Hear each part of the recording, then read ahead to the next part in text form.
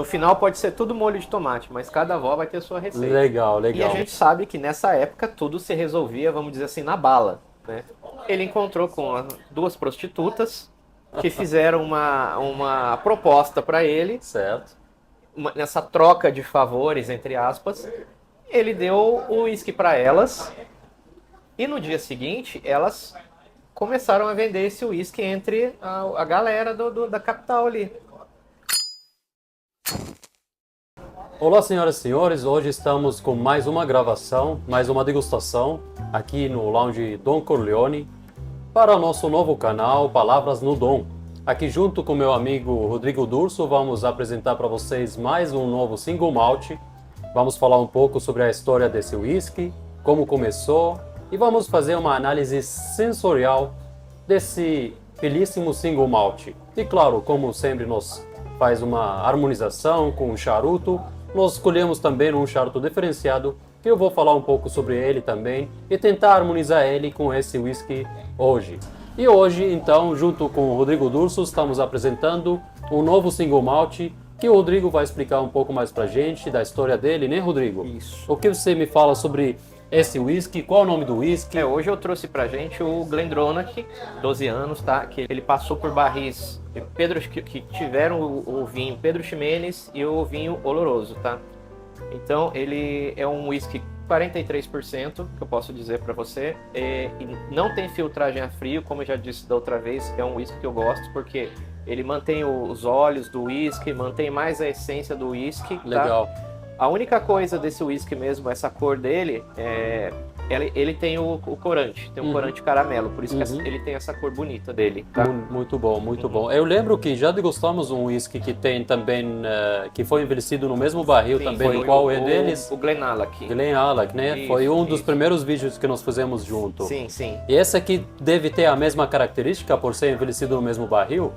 Todos os whiskies que ele passam pelo barril de Pedro Ximénez, ele tem assim uma impressão de Pedro Ximénez, entendeu? Entendi. Só que aquele lá, ele não tinha o oloroso, por exemplo. Aquele lá a gente pode chamar ele que era um Sherry Bomb, que é o quê? Tem muito gosto de sherry. Legal. Esse aqui, você tem a assinatura do sherry, ele vai ter aquela pegada do sherry, mas ele não é um Sherry Bomb, entendeu?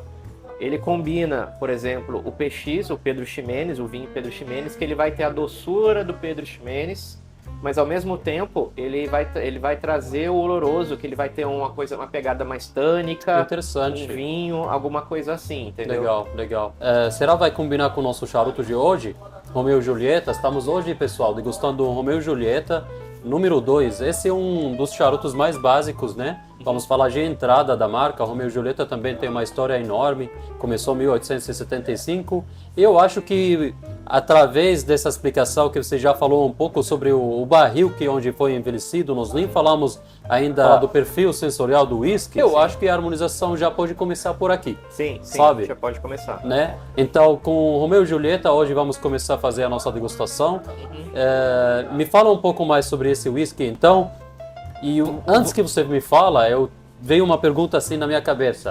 Se uma destilaria fizeram um whisky e envelheceram esse whisky em 2 barris iguais de outra destilaria, os whiskies vão sair do mesmo jeito? Só porque da Escócia, da mesma região? Ou cada destilaria tem um perfil diferente? Eu vou dizer para você que cada destilaria ela tem o seu a sua assinatura no spirit, né? Que é no destilado dela antes de ir pro barril. Por exemplo, a Glendronach, que é o destilador dela, certo, que são 7.000 litros cada destilador. Antigamente ela tinha somente 4, acho que atualmente ela está com 6.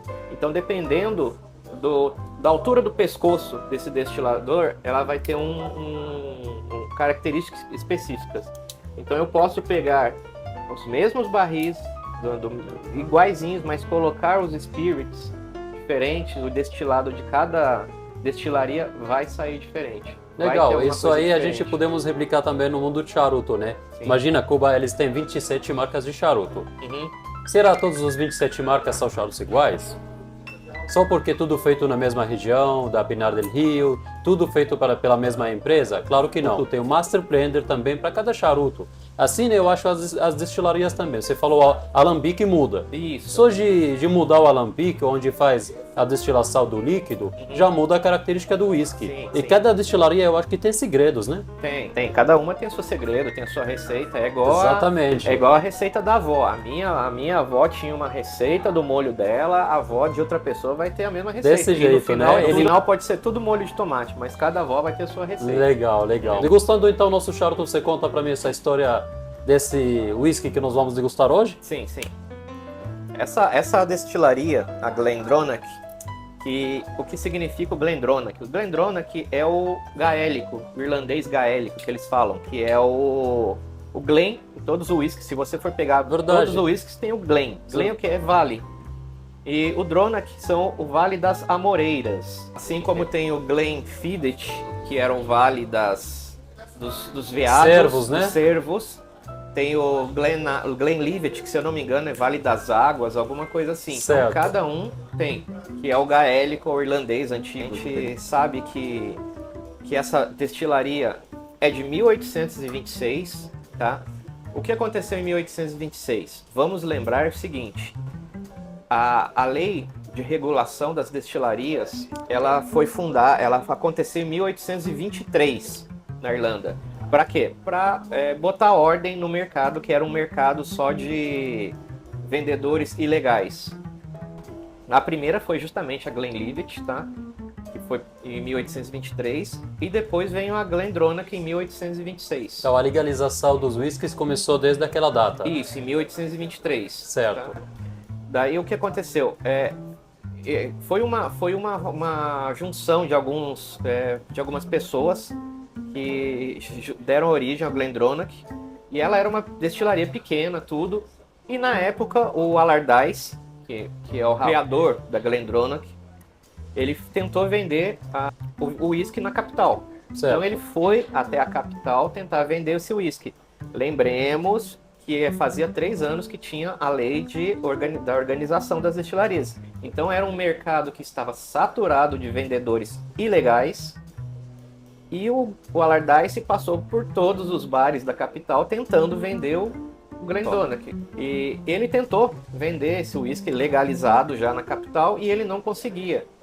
Por quê? Porque ele ia em vários bares, os donos falavam, tá cheio o bar, o meu estoque tá assim, não vou Ninguém comprar quer agora. comprar um whisky legalizado. Ninguém quis comprar. O motivo a gente vai lembrar que era o segundo whisky legalizado, em pouco tempo de legalização, então o mercado estava saturado por vendedores ilegais. E a gente sabe que nessa época tudo se resolvia, vamos dizer assim, na bala, né? Então o que acontecia? Ele chegava para oferecer o uísque, os donos de bares não iriam querer comprar, porque o medo ainda era grande na época. Era perigoso depois. ele oferecer esse uísque para os bares também, né? Sim, tanto que se a gente for pegar essa mesma época, o pessoal da Glenlivet, que foi a primeira destilaria que estava legalizada, o pessoal todo andava armado, estava tentando vender esse uísque. Ele já tinha ido pro hotel, já ia desistir, já ia voltar para a destilaria. Vamos entrar na história interessante aqui. Essa história ela estava no site da GlenDronach, só que eu entrei para ver de novo, já não encontrei ela, não sei se eles mudaram o que, mas no site diz: ele encontrou com 2 prostitutas, posso falar isso, né? 2 prostitutas ou 2 senhoras da noite. Damas de noite. 2 damas da noite que fizeram uma proposta para ele. Certo. Nessa troca de favores, entre aspas, ele deu o uísque para elas, e no dia seguinte elas começaram a vender esse uísque entre a galera da capital ali. E começou a tomar gosto, o pessoal começou a tomar gosto. Por quê? Porque era uma coisa legal, uma coisa com qualidade. E o povo saiu procurando pelos bares esse uísque. Só que não estava em nenhum bar, só estavam com elas. E foi assim que o uísque começou a tomar fama e ele começou a ganhar o mercado da capital. Então, ele poderia ter entrado numa época, ter demorado mais, né? Né? Exatamente. Então vamos agradecer as damas da noite pelo que elas fizeram pra gente. Falar que o GlenDronach antigamente, década de 60, ele era usado para fazer blends. Ele fez parte do Teachers até na década de 60, que ele era da Teachers, fazia parte do portfólio da Teachers, mas ele era só pro blend, para ser colocado no Teachers. Certo. Ele já passou pela Chivas, tá? E hoje ele é a dona dele é a mesma dona do Jack Daniels.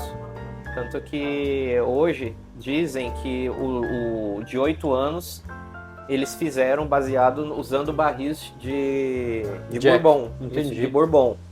Só que parece que não teve muita aceitação no mercado porque mudou a digital do whisky, que ia ser Pedro Ximénez e Oloroso, entendeu? Então ela passou por toda essa história. O que aconteceu na década de 90? A década de 90 teve uma queda geral no mercado de whisky mundial.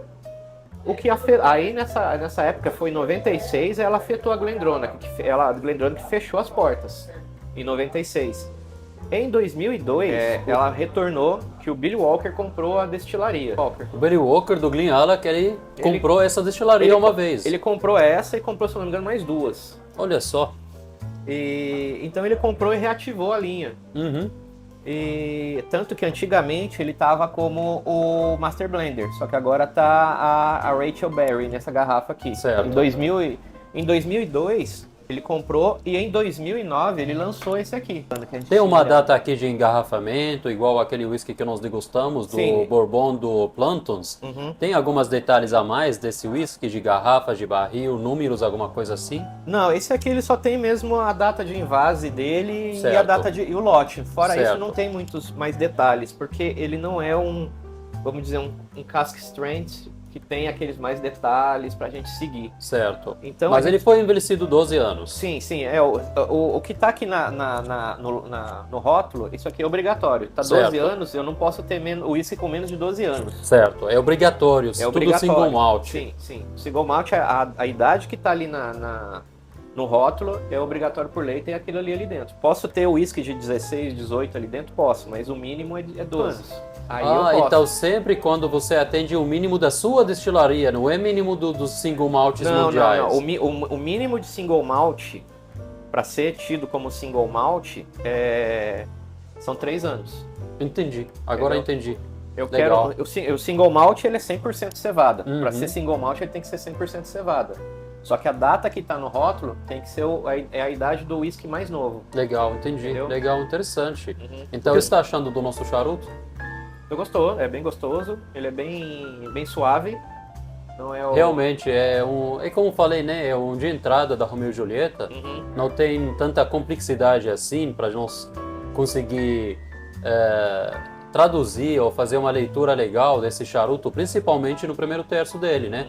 A cinza tá bonita, ele tem uma queima muito da hora, né? Muito legal, é uma queima regular. Bem O fluxo dele é o fluxo de um cubano. bem Tem uma solto. certa dificuldade para você puxar, mas também não é aquele fluxo preso, mas é um fluxo cubano. E eu não acho que tá indo muito bem com o nosso whisky agora pelo primeiro terço. A minha impressão é o whisky tá matando totalmente o charuto. Então vamos seguir a nossa degustação aqui, falando um pouco mais da história desse whisky. Você me contou antes que a gente começar a gravação que esse whisky ele passou por períodos de guerras. Sim. São 3 guerras, você falou para mim. Uhum. A Primeira Guerra Mundial, tinha mais uma guerra dos 1919, né? Sim, E depois a Segunda. Isso, a Primeira Guerra Mundial ele ainda passou tranquilo, que foi de 14 a 1918, sem problemas, não tinha tanto escassez de material. Uhum. A Segunda Guerra, aí ele teve escassez de cevada, o que já fez ele parar a produção por um tempo. A força de guerra estava voltada para o fronte. Então você não tinha mão de obra, você não tinha combustível, você não tinha os insumos básicos para poder Certo, então não fazer. tem como a gente fazer o uísque no momento que as pessoas estão precisando de cevada para se alimentar e Isso. vai para a guerra. Isso, você não tinha como priorizar Então o uísque. o uísque é luxo, né?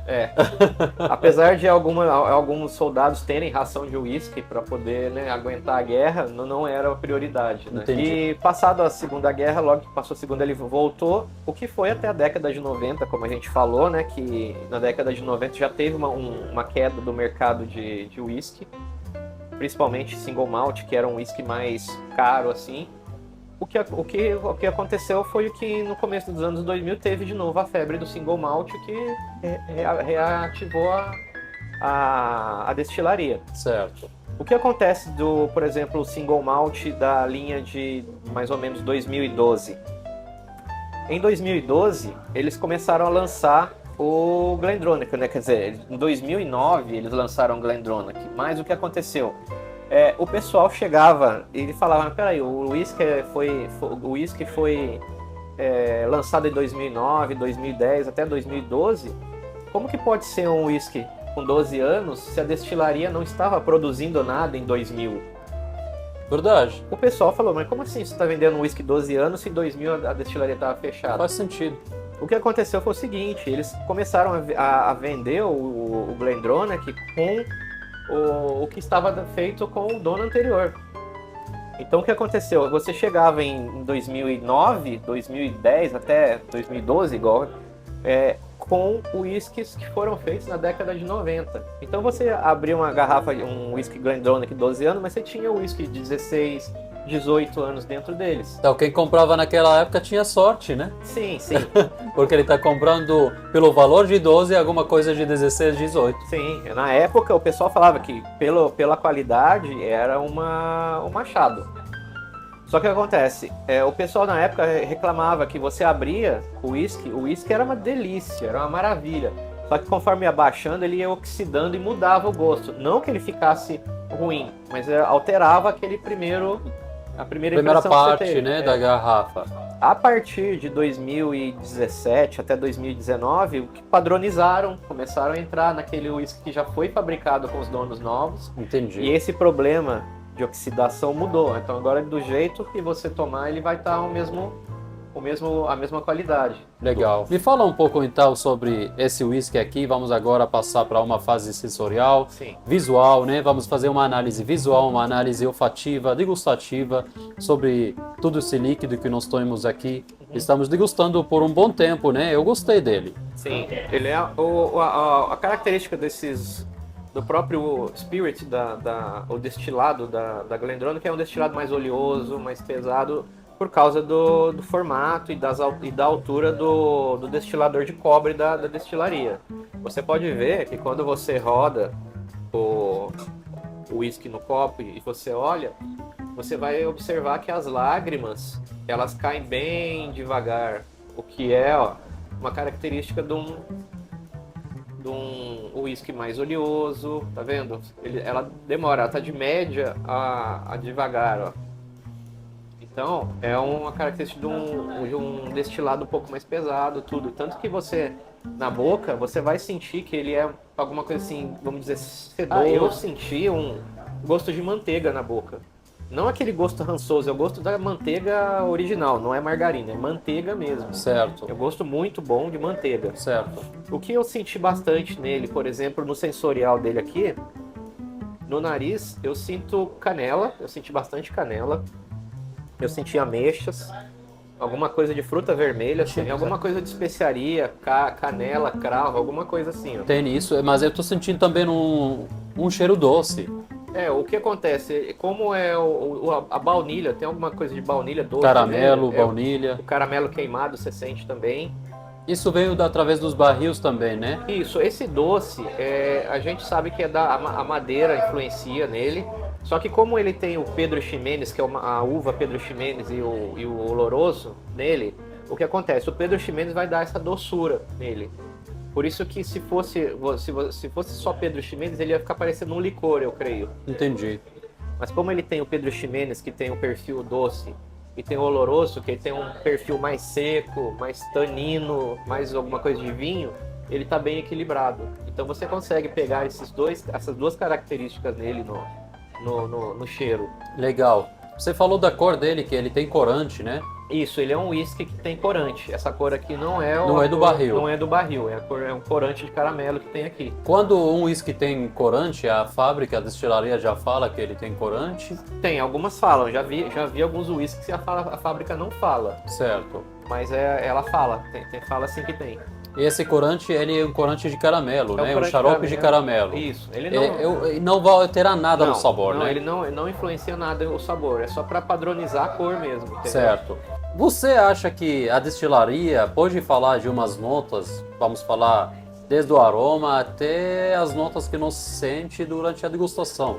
Umas aromas que a gente não consegue captar porque é feito por master blender muito experiente e tal. Assim como o charuto, né? Às vezes a gente compra um charuto e a ficha técnica fala sempre da capa, capote, miolo, mas veio um sommelier, ele começa a falar, né, do perfil sensorial do charuto. Começa pelo aroma da capa, aroma do miolo, e depois começa a degustar o primeiro terço, o segundo, o terceiro, e começa a viajar naquele mundo de aromas. E a gente sabe que isso muito é baseado na experiência e memória de cada um. Sim. Um sommelier, com certeza, ele tem uma certa sensibilidade, ele é um cara que estudou muito, ele é um cara que experimentou muitos elementos que lembram o que pode estar dentro de um charuto, de aromas e sabores, e também dentro de um whisky.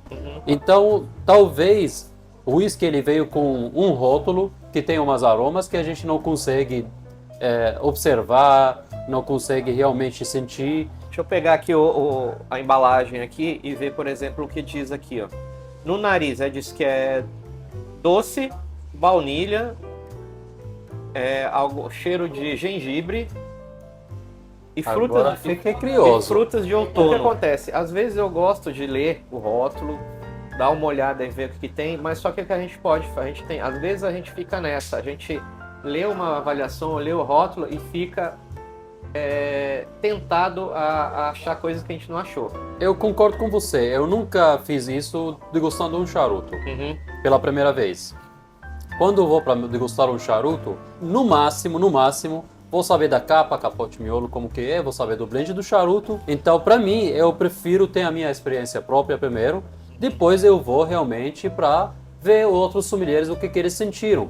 Depois eu faço a degustação mais uma vez, eu vou analisando para ver realmente outro sommelier, ele tem essa capacidade de entender um pouco mais de notas, ou talvez uma nota que ele conseguiu sentir em um momento especial. Eu acho que também isso vai influenciando muito, porque depende, cara, da temperatura, depende do lugar onde você está, depende do seu estado mental, você está um pouco mais relaxado, um pouco mais feliz, um pouco talvez... Acontece uma coisa durante o dia, pode influenciar totalmente na duas degustação que você vai fazer no mesmo dia. Você não concorda, Rodrigo? Eu concordo contigo com o que você falou. Por exemplo, eu não vou saber ler isso aqui e depois já ir direcionado para um copo de uísque, para uma dose de uísque e tentar achar aquilo ali. Às vezes, eu não acho nada. Por exemplo, o gengibre que diz ali, eu não achei. Em compensação, eu achei uma casca de laranja aqui que não tem ali na embalagem. O que você me fala sobre os sabores agora? Notas de sabores desse whisky aqui. Vamos. Bem, se você sentir no paladar, você vai ver que é um whisky muito sedoso, muito oleoso. Você consegue notar isso. Eu ainda sinto aquele que eu falei pra você, aquele amanteigado. E sinto muito a canela. A canela, ela parece que dá uma esquentada. Se você coloca ele na boca, você sente um calor na boca. Não como se fosse o Fireball lá, mas você sente uma canela. E o apimentado uma pimenta preta mesmo, como se tivesse uma pimenta do reino na boca. Isso eu consigo sentir. Me fala o que você achou agora junto com o charuto no segundo terço. Porque eu vou falar para você, eu estou muito feliz com essa degustação agora. No segundo terço, com esse whisky, o charuto para mim harmonizou.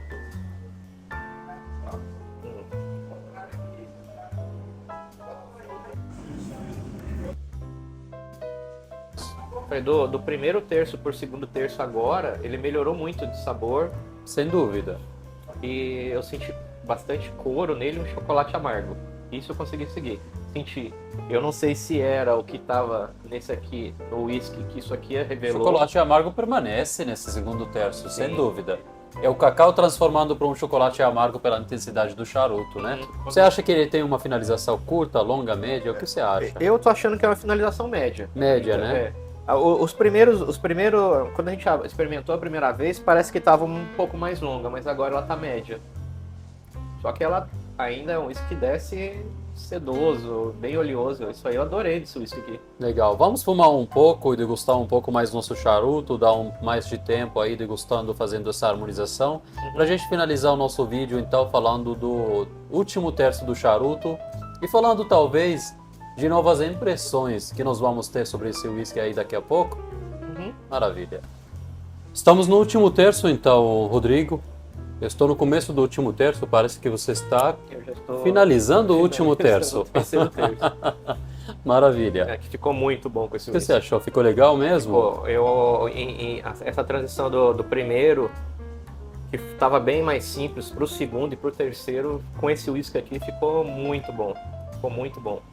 Coisas que eu não tinha encontrado no começo, encontrei no segundo e no terceiro. Para mim o charuto mudou depois que eu tomei o whisky. Eu já conheço o charuto como que ele é. Realmente ele ganhou umas notas diferenciadas. Uhum. Ele ficou, para mim, mais interessante. E o whisky, desde o começo, quando eu degustei ele estava diferente, mas durante a degustação do charuto também, eu acho que também até o próprio whisky mudou um pouco. Talvez o whisky, quando ele descansa no copo, ele também muda um pouco, né? Sim, sim. Porque o whisky com chocolate é sempre uma boa pedida. Eu sempre adoro comer um... Vamos ver como fica realmente. Eu acho que seria uma experiência também diferenciada. Uhum.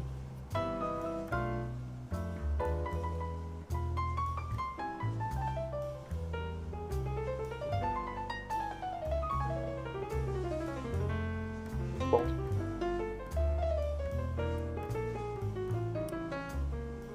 Tem pessoas também que gostam de fazer essa harmonização com whisky, com nozes, né? Castanhas. Sim. Também fica legal. Uhum.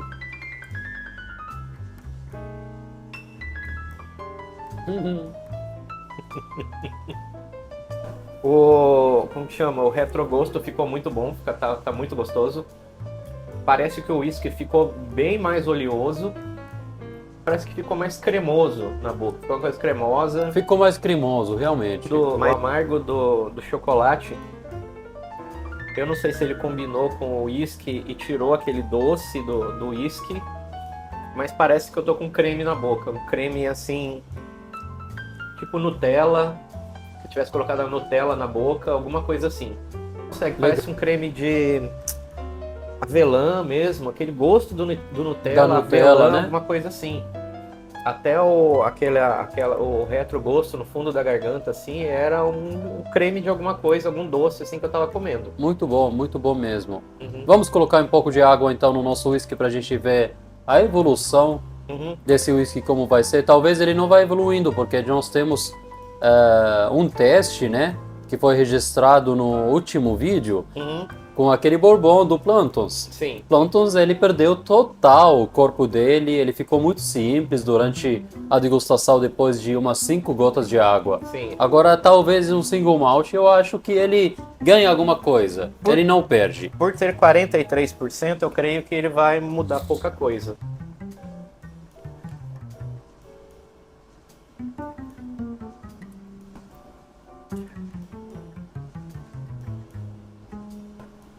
O cheiro de frutas cristalizadas tá forte agora pra mim. Eu senti que ele tava fechado antes, agora ele abriu e tá com mais cristalizado. Deixa eu falar pra você que eu gostei assim mais. Sério? É, Ele tá me lembrando muito um panetone agora mesmo. Esse cheiro de frutas cristalizadas ficou né? bem... Demais, bem pronunciadas mesmo. Gostei muito. Vamos ver no... Gostei muito assim nessas 4 gotas pelo aroma. Vamos ver no sabor agora.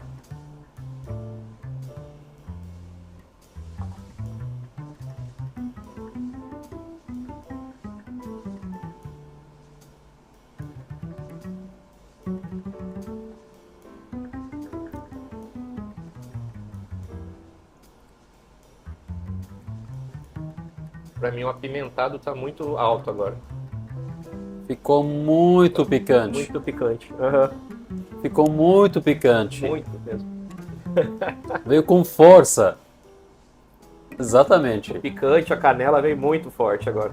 O sabor antigo tava pra mim melhor. Uhum. O sabor antigo tava mais rico. Aqui a picância ela matou Não, muitas coisas. Não, agora ele só tá o picante mesmo, de Né? característica mais forte. De verdade. É. Gostei da experiência. Ficou muito legal. Uhum. Rodrigo, sempre um prazer a gente fazer uma degustação juntos. Uhum. Mais um single malt. Mais uma experiência legal. Eu tô curtindo demais essas gravações que nós estamos fazendo. Tô muito orgulhoso aí pelo nosso trabalho. Essas degustações que nós estamos fazendo são degustações ricas de valores. Nós estamos degustando whiskies de valores, charutos de valores. Estamos tentando traduzir toda essa experiência passo a passo. Eu acho que não tem uma palavra melhor do que falar mais uma vez. Muito obrigado e saúde. Vamos fazer o saúde em gaélico. Slantiva. Como? Slantiva. Slantiva. Slantiva. Slantiva. Slantiva. Slantiva, o que significa saúde? Boa saúde, boa alguma coisa assim. Em qual... Slantiva. Slantiva, meu amigo Rodrigo. Muito obrigado.